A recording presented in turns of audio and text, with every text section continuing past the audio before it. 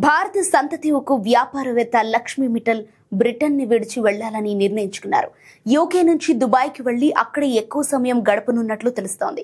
ఈ మేరకు ఆయన దుబాయ్లోని నయా ద్వీపంలో ప్రాపర్టీ కొన్నట్లు చెబుతున్నారు. అక్కడ ఇప్పటికే ఆయనకు ఒక సౌధం ఉండటం విశేషం. అయితే లక్ష్మీ మిట్టల్ ఎందుకు బ్రిటన్ వీడనున్నారో ఈ వీడియోలో చూద్దాం. లక్ష్మీ మిట్టల్ చాలా కాలంగా బ్రిటన్లో స్థిరపడ్డారు. 15 బిలియన్ పౌండ్లకు పైగా సంపదతో ఈ దేశంలోని అత్యంత ధనవంతుల్లో 8వ స్థానంలో నిలిచారు.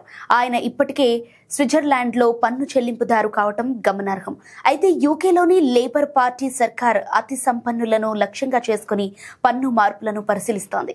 ఆర్థిక రంగంలోని 20 బిలియన్ పౌండ్ల లోటును పూడ్చడానికి శ్రీమంతులపై మరిన్ని సుంకాలు పెంచాలని భావిస్తున్నారు.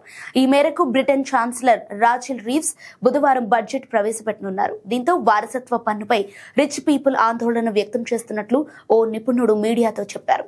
యూకే గవర్నమెంట్ స్థానిక ఎస్టేట్లపై 40% వరకు పన్ను విధిస్తోంది.